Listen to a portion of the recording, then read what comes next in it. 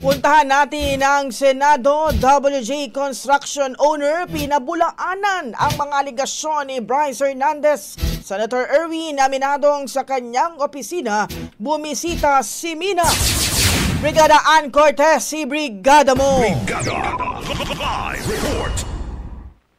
Brigada Kat, itinanggi nga ni WJ Construction owner Mina Elamparose na walang katotohanan ng malagasyong ibinabato sa kanya ni dating Assistant District Engineer Bryce Hernandez.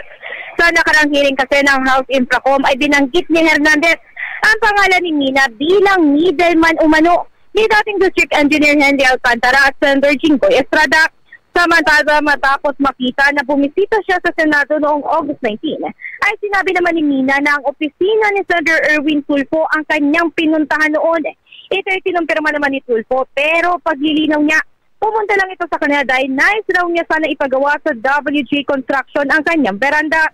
Sa lunch break agad namang ipinapilit ni Tulfo ang problema sa kanyang veranda at kapansin-pansin nga na malakas-lakas nga ang tubig na umaagos dito.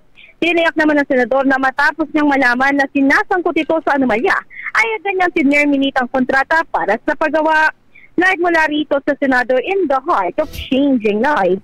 Ako si Brigada Ann Cortez ng 105.1 Brigada News FM Manila, the News of 40. Ang bahaging ito ay hatid sa atin ng Drive Max Coffee. Ligayang tuloy-tuloy.